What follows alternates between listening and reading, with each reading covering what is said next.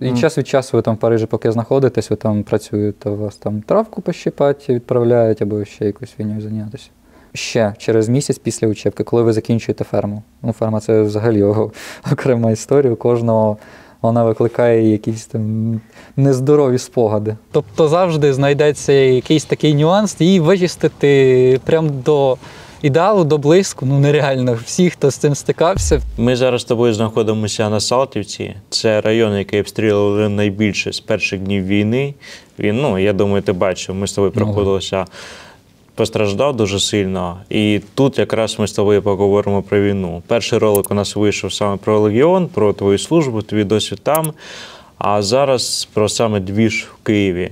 На початку повномасштабки, там десь 28 число, я пам'ятаю новини про те, що Легіон начебто відпускає українців з усією снарягою, типу, катити, захищати свою країну. Це правда? Ні, взагалі. Я не знаю, звідки ця інфа пішла. В цілому, ну, я скажу так, палки в колеса ніхто не вставляв. Якщо ти хотів поїхати, ти поїдеш все одно. Вони самі просто прекрасно розуміли, що вони цю людину, якщо вона хоче поїхати, там, захищати свою країну, вони її не утримують ніяк. Тобто, ну, палки в колеса вони не вставляли, а в той же час самі якось офіційно тобі там, чи відрядження, чи відпустку дати, вони не могли. Втім, давали відпустки, якщо у тебе там, наприклад, сім'я знаходиться в зоні бойових дій. Вони там тобі давали 2-3 тижні, якщо я не помиляюсь, щоб ти зміг забрати свою сім'ю звідти і повернутися назад. Отака фігня була. А те, щоб когось відправляли, і тим більше з екіпіруванням, ні, взагалі. Ну, типу, якщо ти їдеш в Україну, ти дезертир? Так, да, по суті, так. Да. З Легіону ви виїжджали до України. Скільки вас було? Їхали самі українці, і як ви взагалі добралися до України?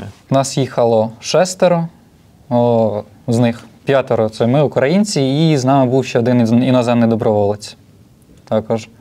Чувак максимально був заряджений на те, щоб нам допомагати, тут повоювати трошки. Ну, знаєш, такий двіжовий тип. Охренітельний чувак, обожнюю. Як побратими з Легіону віднеслися до того, що ви їдете? Я просто пам'ятаю таку фішку, те, що в Легіоні така позиція. Ти покидаєш Легіон, там, ти дезертуєш, ти по факту підставляєш своїх побратимів, залишаєш їх без захисту. Що побратими казали? Та ніхто не мав нічого проти. Ну, знаєш, була така доля такого суму, скажімо так. Ну, дивись, ви протусувалися в одній компанії, разом працювали вже на протязі кількох років. Звичайно, що ви стаєте такою ніби сім'єю між собою. І коли від тебе їде людина, з якою ти скільки працював, ще й при таких обставинах, звичайно, це сумно прощатися. Але, тим не менше, ніхто мені нічого не пред'являв, мов, там їдеш, кидаєш нас, залишаєш спину товариша неприкритою. Взагалі такого не було. Я попрощався з усіма, навіть з тими, з ким я не був в якихось там суперкласних відносинах. Усіма я попрощався на максимально теплій і позитивній ноті. А з капралами, там, з офіцерами? Також. Доїхали до кордону нормально з Україною? Та взагалі без проблем. Та й сам кордон з Україною пересікли без всяких. Я пам'ятаю відоси того часу з кордону. Це просто якийсь хаос, велика кількість просто біженців. Ось коли ви в'їжджали, яка там була атмосфера? Це, мабуть, перше, що я так висадився капітально. Коли ми в'їхали, там черга десь, мабуть, з кілометр тягнулася жива. В основному жінки з дітьми. Там намети, все інше, просто ти бачиш людей з пожитками, які так судорожно хочуть звалити як можна швидше. Тоді можна було їх зрозуміти. В основному жінки з дітьми. Нормально погранці пропустили на плані того, що виїхали зі снарягою, тоді всі були на стрьомі. Тоді кількість блокпостів по самій Україні, вона була величезна. І нормально доїхати до якогось іншого міста, було дуже важко. Тебе постійно перевіряли. Мені з дому батьки там висилали мій рюкзак військовий.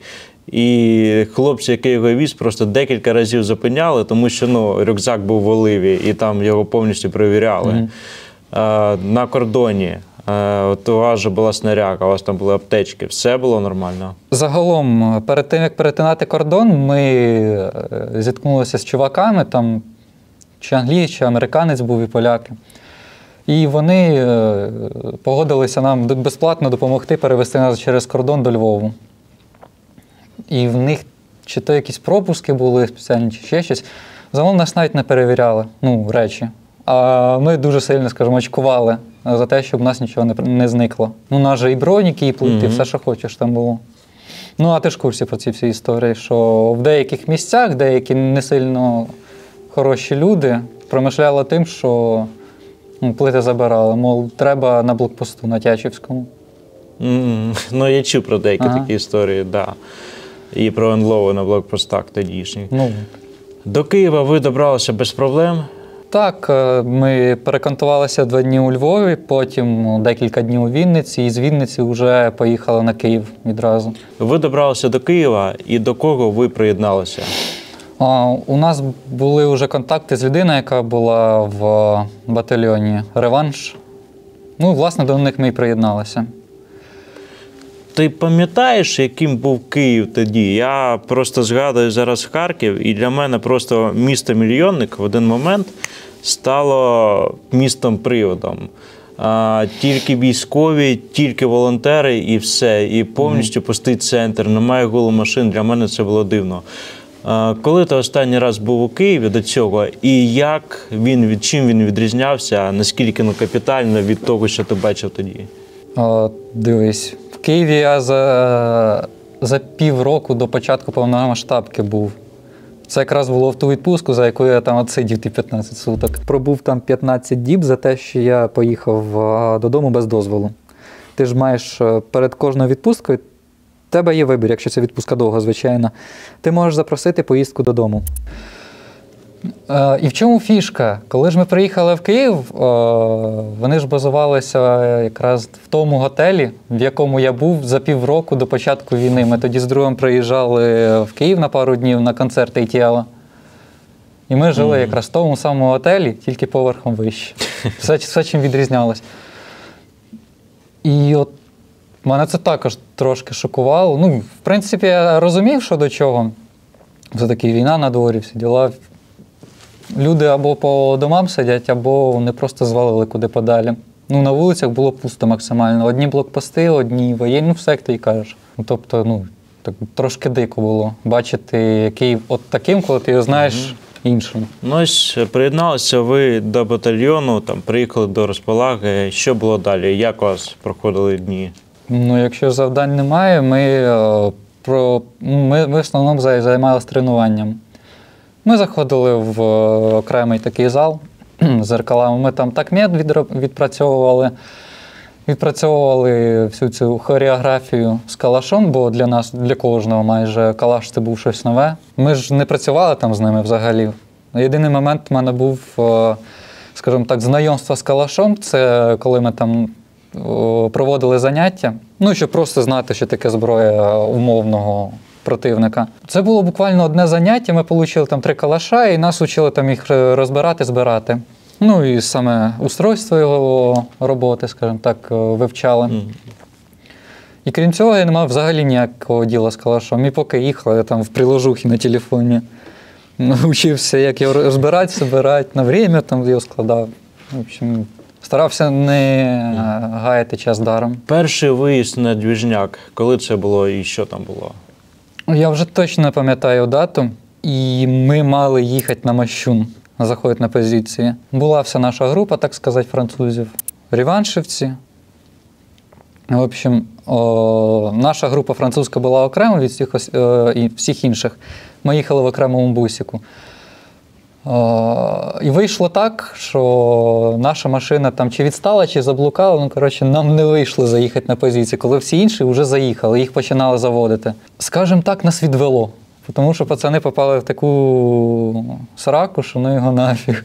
Нам пацани прямо звідти вже писали, слава Богу, що ви сюди не попали. Вони тільки приїхали до точки, з якої вони мали заходити на позицію, їх одразу арта почала крити. Там одного контузило, другого поранило, там між броніком і спиною залетів осколок, так порізало, такі але в цілому все нормально з пацанами було. Все, що ми тоді зробили, це врятували 3 щенят. Ти там біля Селуки?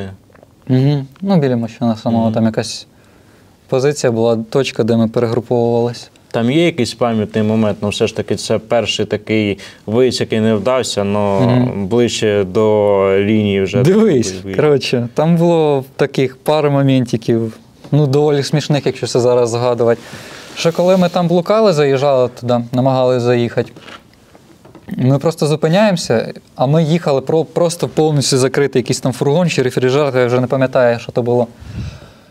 Ну, ми їдемо в кузові, один із наших сидить попереду поряд з водієм, а ми всі інші в кузові. Сидимо на сумках, повна темрява, ми не знаємо, де ми знаходимося, що там відбувається.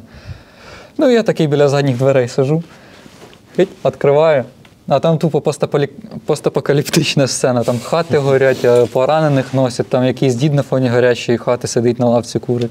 І я просто чую з другого кінця цього фургону: закрий двері. Окей, зараз ноль. У мене перший спогад саме про війну, це коли я тільки йшов до точки збору.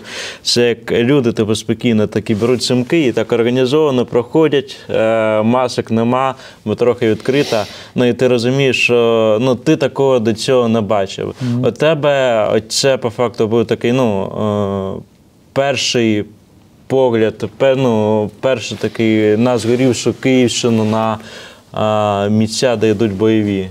У тебе був такий, знаєш, відчуття, ну, війна? Ну так. Да.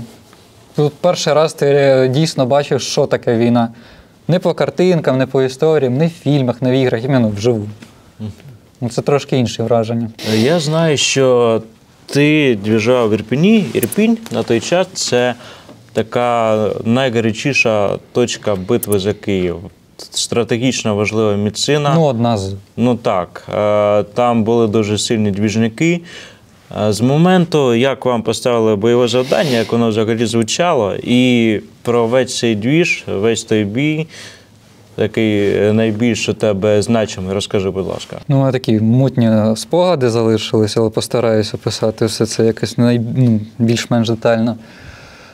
Нам як сказали, ми мали зайти на позиції, загалом там ЗСУ мали штурмувати, крити їх артою, байрактари щось там мали бути в небі.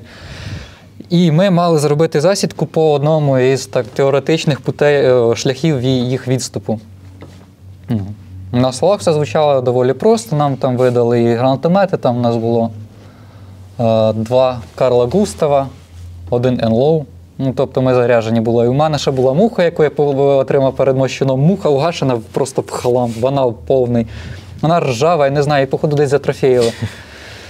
Ржава, гнила, і ремішка навіть не було. Там якийсь свій вже притащив, прицепив на ту муху. В общем, ми мали просто прийти на місце, зробити засідку. Ми ж думали, що ми однією своєю групою будемо там і все. Ми приїжджаємо на місце, там точка, де ми зібралися всі, це перед мостом в сам Ірпінь. І ми зрозуміли, що крім нашої групи, там ще чоловік 20, мабуть. Включно з капеланом, я не знаю, нахуй. Да. Я не знаю, якщо там ліг, то він там прямо на місці от співав, пішов собі. Ні, ну зручно по факту. Ну так. Да. Економія часу. Загалом ми зібралися, отримали свій БК, прийшли в міст, зібралися на ще одній точці, там в багатоповерхівці. Там снайпери зайняли позиції свої, а ми пішли далі в глибину лісу. Уже як почали заходити в ліс, попробували підняти дрон, наші дронщики. І прямо на самих верхушках дерев дрон тушився. І глушилка працювала. Як би там не розказував, що російська армія там всі діла, ніхера подібного, блін. Ні, ну, тоді... Геть навіть в тих місцях у них стояли глушилки. Ну, тим паче на Київ, ти, напевно, скажеш, там чи 64-та була? Так, да, 64-та наче. Це десантна, так? Ти не пам'ятаю. Ну, там, коротше, просто були доволі заряджені війська самі по собі. Тобто, казали про псковських десантників, і, тобто, да. там забезпечення було непогане. Та-да, там вже далі дійдемо до цієї історії. Ну, загалом ми почали далі рухатись по лісу до наших позицій. І загалом ми доходимо до одного роздоріжжя, і нас розділяють на дві підгрупи. 3 чоловіка, з групи французів, скажімо так. Групу французів розділили пополам. 3 чоловіка пішли там наліво, 3 чоловіка направо. Мальчики наліво, дівчатки направо, скажімо так. Нам прикриття дали там кулеметників, по чуваку ЗНО у кожній групі були, ну і стрілки. Я вже не пам'ятаю, скільки нас там в цілому було по тим 2 підгрупам. Ми почали заходити на позиції, і я ж таки дивлюся, от таке перехрестя, і ми з нього ниряємо в ліс. І ми проходимо, і на нас прям вікна дому виходять. Я йду і думаю, якщо там якийсь кулеметник сидить, ми просто тут і ляжемо всі.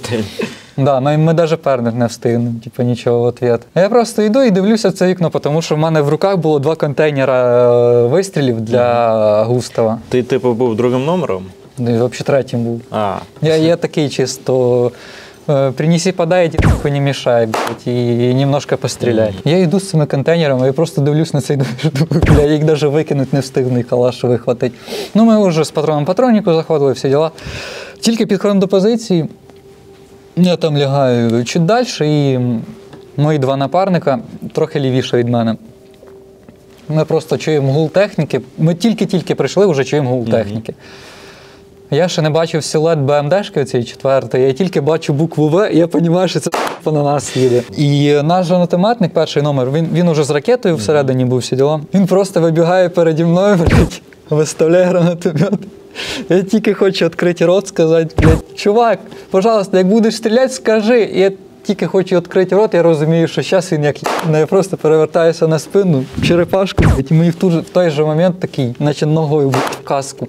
Просто під реактивну струю попав. Ну, блін, теж забавний такий момент. І тут вже після цього зав'язався бой. Уже НЛО отработав по БМДшки, по цій же. Вона зупинилася під тим домом, а там такий забор з металопрофіля був. Я просто дивлюся, після вистрілу з НЛО, там якась шара біжить, вся в диму, такий пук з калаша. Пацани, там під'їзд побіг. Такі, та працюємо далі. Ми перемістились чуть далі, нові позиції зайняли. Там по другій БМДшки працювали, я зайняв позицію прям крайніх, бо я звідти не бачив майже нічого. Я бачив другу БМДшку, а там була ще третя, яка не між ними, вона позаду якось стояла так, що вона нас бачила, а ми її ні. Типа, ми по ній лупануть не могли. Пацаництво в той же час мої 2 напарника працювали з Густава, там вистріл, перезарядка, я їм ще контейнери ці підкидував. Справа від мене кулеметник був, позаду від мене кулеметник був. І фішка в тому, що там уже десант їхній по лісу бігав в цей момент. Я їх не бачив ніхера. Я ще думав, що там друга БМДшка, яка підбита, я думав, що то вона по нам насипає. А там, що ти розумів, дистанція 40 метрів. Ну, тобто по тобі працює 30-ка, по тобі працює піхота, і ти просто лежиш. Ну, блядь. Прилетить і прилетить, я вже похуй. Навіть не сильно навіть і страшно було в той момент. Я ж лежу, блядь, попукую з калаша по тріпліксам, по приборам спостереження. Там думаю, ай, була, не була, блядь. Достаю цю срану муху ржаву. Типу, єлі видірнув звідти чеку, яка туди вже присохла. Відкинув прицільні приспособлення, стараюсь прожати кнопку, вона... І все, я розумію, що вона не висить. У кожній ситуації, так обідно було. Майже у кожного повинна, бути історія. Муха – це чековське ружьо, яке ніколи, не стріляє. Ну, повинна бути у когось історія зі всратою мухою, ржавою, затрофійною, хір знає, де знайшли, яка тупо не стріляла. Мухи – це мем цієї війни. Та я вже потім подумав, що й добре, що вона вистрілила, чим, вона взірвалась би в мене в руках. Вірогідність цього доволі низька, але все одно. Вона в такому угашеному стані була, що, з катертю дорожка, до побачення, і слава Богу, що так вийшло. В той же момент я повертаюся одному із стрілків, який був лівіше від мене.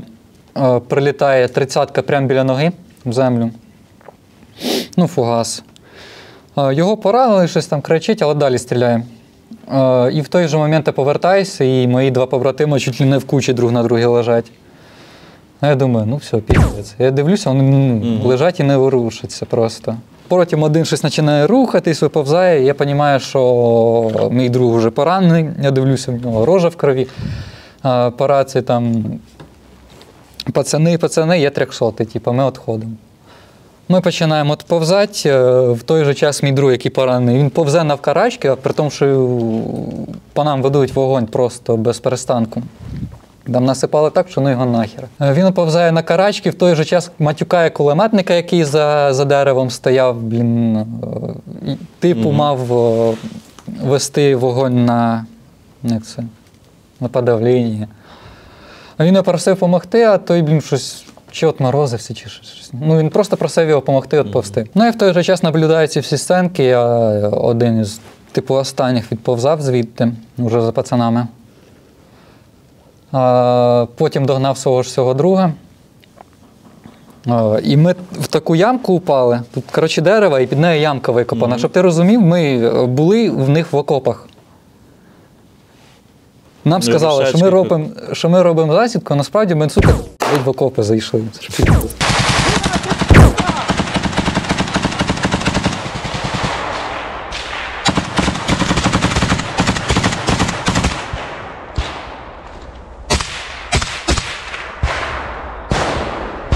Брат, жив? Сюда бьет. Так, нам. А? Нам. Она точку не распалила.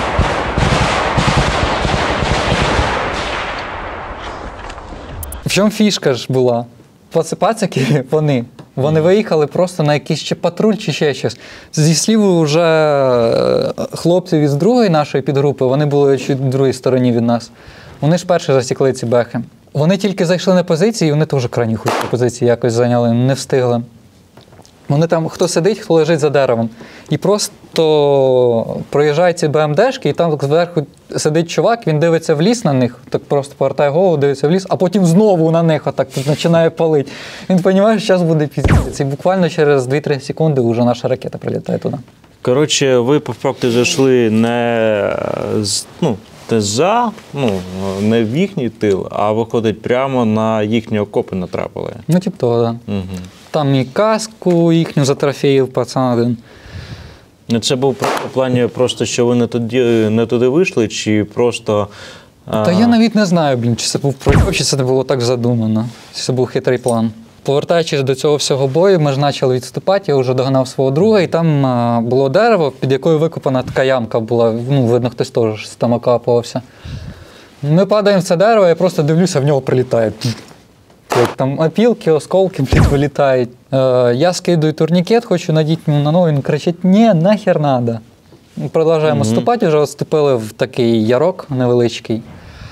Там почали перегруповуватись, я там підлатував свого друга, потім ще одного пораненого, там кормив їх обезболами.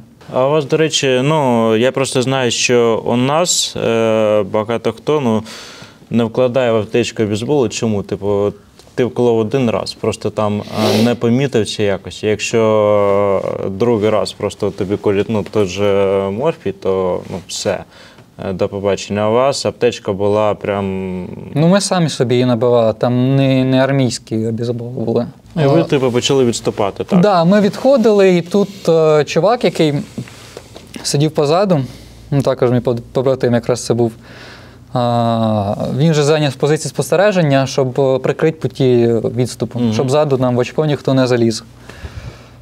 І тут він каже, що чувак, там якісь два йдуть і, походу, на красних пов'язках. Я такий підбіг до нього, подивилися, повтикали, кажу, давай поки не стрілять. Оказалось, що не красні пов'язки були, а один чувак, він кров'ю заляпаний був. І це був якраз той чувак, який залутав колорадську каску. Каску з колорадською ленточкою цією. Це ж теж прикинь, коротше. Як можна було п'ять каску в окопі? Як можна взагалі такі речі вставляти в окопі?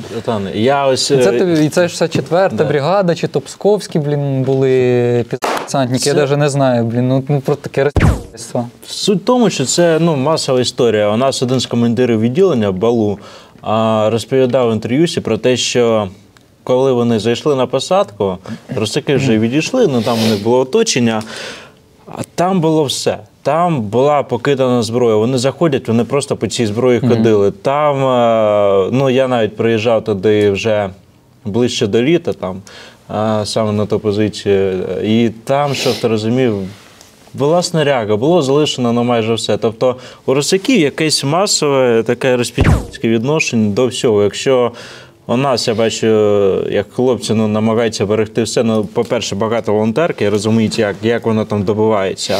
І по-друге, все ж таки, це питання ментальності. Загалом ми, продовжили відступати. Відходили по лісу, по стежинкам, там по якимось. Ми ж з цим чуваком, з побратимом з моїм, ми тоді якраз займалися раненням, ми його й тащили. Тому що у цього пораненого були якісь там кінти, чи ще хтось, не знаю, а тащили його ми. Там якийсь дідок, що отморажувався, у мене спина хвора, я тащити не можу, все хуйово. Ну, ми його волочимо, і тут уже, по нам починають крити міномети. Ми чуємо перший, ми в розсипну, він по ліву сторону від стежини, я по праву, біля мене поранений, каже, біля колод кинули його, якось туди сам залізеш, я не знаю. І я дивлюся на свого побратима, ми там через дорогу, ну дивись, стежина, я тут сразу за деревом, за стежкою, хоча б логічніше було б чуть далі відступити, але там часу не було. І побратим теж, по другу сторону, біля нього той дідок, якого якоби спина больна. І тут же рядом наш помираючий лежить. І я лежу за деревом, втикаю на свого ж цього чувака, і просто поміж нас міна. Бам! Блядь. Пропищало так нічого, кажу. Цілий. Я так що подивився, вроді не покоцаний, не дирявий, нічого. Загалом після цієї мінометної піздячки ми далі продовжили відтягуватись по лісу. Там уже зустрілися з ребятами, які також відступали. Це були хлопці з Українського іноземного легіону. Там грузини в основному були, переважна більшість. Так були і американці, і англієць один, і німець, і бразилос один був. Чуваки вже остаточно нам допомогли підлатати нормально поранених, підлатати нормально, а не як попало. Ну, коли такі п'ятачки, у нас не сильно було часу, і знаєш, ти на куражі, і ти можеш якусь хуйню в будь-якому випадку витворити. Ну, в общем, добрались ми до точки евакуації. Там уже нас зустрів замротного, я йому сказав, що діла закупа, робіть, що хочете, а я їду зі своїм другом. Ми пригнули, чи то Матіс, чи то Авео був красний. Я вже не пам'ятаю, що це за машина була. Він нас домчав до самого цього моста, роздовбаного Ірпінського. Через Романівку, да? Три досточки цей. І білий фургон перевернутий, ж не пам'ятаю, що там було. В общем, добрались до моста, ми спустилися вже під нього. Там одразу стояв, чи то нацгвардійці, вже не згадаю, чи то хтось із волонтерів. Одразу ж перегрів нас баночкою нон-стопа, почухує лема красного, тому що я спитав, чи є з нього сів, вже курить хотів. Щоб ти розумів, ми відходили з, там що наш штаба наш був, ми відходили з ним, наша група. Ну, я в нього так штук 4 чи 5, поки ми вийшли, вистрілив сигарет, при тому, що я не сильно курив на той час. Але от тоді щось покурити захотілося. Ну, ми, закурили, йдемо. Він ще пригрів його курточкою, яку ми прямо вже за мостом його ставив, коли скоро загружались. У вас був взагалі зимовий одяг? Ні, дивись, у нас були просто утеплені шмотки. Там термуха або ще щось. Прям зимових шмоток не було. А тоді березень був такий доволі холодний. Там ми поки дійшли, так нормально померзли. Я не змерз, тому що я на свої БК дощив. Краще будь-якого, флісу. Да, як і шаг останній. Да. В общем, ми добралися, піднялися з цього моста на гору. Там вже нас чекали карета швидкої. Там загалом туди сходилися всі поранені з округи. Зараз до одної карети підійшли, і там мого друга вже починали потихеньку латати. Що здивувало одну із медсестричок, які його латали. До нас же приєднався вже чуть пізніше той чувак, який залутав каску. І мій друг з ним зафоткався в одній кареті скорої допомоги. І медсестричка така: пацани, ви що, ви тут ранені, всі в кровяші стоїте, і ви ще фоткаєтесь, рожі корчите друг другу. Ви взагалі поїхавши, чи що, блін? В общем, почали мого друга латати. Я доктору кажу, що я з другом поїду в сопровождении, так сказати, вооруженная охрана. І отак до госпіталя ми і доїхали. Це перший, мабуть, і єдиний останній раз в своєму житті, що ми їхали просто і курили в кареті скорої помощі. Я, мій друг, який вже лежав на животі, втикав в телефон з дирявою жопою. Ну, Чисто на козацькому драйві, коротше, да, приїхав. на таких шансів вийти живим з такого презу було дуже мало, але у нас вийшло. Це виходить ось твій перший бій, і не знаєш, як я зрозумів, взагалі по своєму досвіду, що б то не було, тебе нічого не підготує до реальної війни, до реального бою. Тобто хаос буде завжди. Навіть які ви не були скоординовані там, з одного відділення, завжди буде якась така хуйня, яку ти просто не зможеш предугадати. Звісно. Як тобі реальна війна? Після років підготовки, навчання в Легіоні. Мені просто пощастило, що я по цим навчанням в тому ж Легіоні ганяв доволі часто і, скажімо так, я на свіжих приїхав сюди. Була така...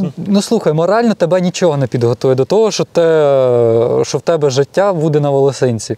Ти можеш про це розказувати 300 разів, але краще один раз відчути, чим 300 разів почути. Була така фігня, що все ж таки... Що, очко зжималося? Та ясно, мені здається, у будь-якої людини, яка потрапить тільки перший раз під страх, це нормальна реакція. Це те, що тобі по факту допомагає вижити. Якщо воно контролюється, якщо ти там не впадаєш в паніку, то навпаки воно тобі допомагає. І це те, що потім тебе тягне в цю фігню назад. Ні, питання в іншому, в тому, що все ж таки, як би ти там не навчався, які б у тебе там не були інструктора, це все було у Франції. Країна, яка, більше 80 років не бачила Великої війни Європи, там не бачили Великої війни. У нас зараз пишуться нові методички, у нас зараз пишеться взагалі те, як будуть працювати інші армії. Було щось таке, ось чому тебе вчили там, і те, що тут виявилося, взагалі нафіг не потрібно, і те, що знаєш, взагалі не практично і може тебе там зробити гірше? В цілому ні. Все, чому я там навчився, мені тут пригодилось. В плані солдатських навичок ти маєш на увазі. Саме навичок військових. Там по тактикульності, тактичності це все пригодилось. Це все дійсно спрацювало в тому чи іншому моменті. Я не можу сказати, що ваше ті навчання все до одного місця, війна, вона покаже, хто є хто, і все. Любого солдата треба готувати. Бо нас зараз кажуть, що в середньому непідготовлений чувак живе там, не знаю, скільки-то хвилин. Насправді підготовленого від непідготовленого, особливо в нинішніх реаліях війни, відрізняє тільки, скажімо так, його прокачка скіла удача. Да. От і все. С-300 арта передає привіт всім тактикульним навичкам. Ти можеш бути кібертермінатором, над суперпідготовленим чуваком, спецназ, ГРУ, 3000, на що. Але яка різниця, якщо по тобі летить град? А можеш просто бути мобілізованим, який калаш тримав в останній раз 40 років тому, і пройти війну від корки до корки. В цілому, до чого я підвожу, що удача, скажімо так, вона може тебе відвернутися в будь-який момент, це як Макс Пейн там казав, що удача – це шлюха, а в тебе в будь-який момент можуть закінчитися гроші. Але головна відмінність непідготовленого чувака від підготованого в тому, що померти шанси у всіх однакові, а шанси вижити у підготовленого значно вищі. Мені дуже, подобається в цьому контексті фраза про те, що коли ти потрапляєш у таку ситуацію, ти не підіймаєшся до рівня своїх очікувань, а опускаєшся до рівня своєї підготовки. В той же банальний момент з такміту, рано твого товариша. І можна або впасти на паніку, або якщо ти відпрацьовуєш ці алгоритми, ти там не будеш діяти повністю по цьому алгоритму, так? Ти там полізеш, напевно, можливо, навіть без команди командира і інший, будеш рятувати свого побратима. Але тим не менш, якісь моменти, які вони в тебе вже доведені, ти зробиш тільки завдяки своїй підготовці і врятуєш свого друга. Яка доля хлопців, з якими ти двіжував? Загалом всі живі, здорові. Дехто остався в двіжусі, вони там працюють далі. Дехто повернувся в Францію, хлопці з громадянством просто. Плюс у них там навчання, університет, плюс робота, плюс без 5 хвилин дружини, тож їх вибір був очевидний. В цілому всіх все добре, саме головне. Головне, що живі, здорові. як на мене. Як швидко Київ повернувся до більш-менш нормального життя? Майже моментально. От протягом першого тижня там такий наплив людей був. Ну, дивись, якщо ми приїхали тоді в Київ, він був безлюдною пустелею, залізобетонною, скляною, то от, через тиждень після того, як російські війська відступили від Київщини, от буквально відразу ж появилися і дяді на блатних козах, на хороших тачках і все інше. Це зараз актуальна тема. Багато військових, навіть від багатьох військових, такі слова, що ось закінчиться двіжуха, закінчиться війна і про нас забудуть. В той же час приводять приклад з Заходу, там, того ж США, де до військових можуть підійти, там, віддати честь та сказати «дякую за службу». І у багатьох виникає питання, як воно буде у нас. Там, чи залишиться ця повага до військових, чи шана до символів, до всього того, що ну, зараз, в принципі, є. Ну, ти сам пам'ятаєш, який був початок, і як воно йде далі. Блядь, само собою все залишиться, вся ця повага і шана, ну, блін. Мені здається, безумовно залишиться. Безумовно, скажімо так, наші бійці будуть шануватися і доволі тривалий час після війни. І так, слухай, такі речі ніхто ніколи не забуде, якби сильно хтось цього не хотів.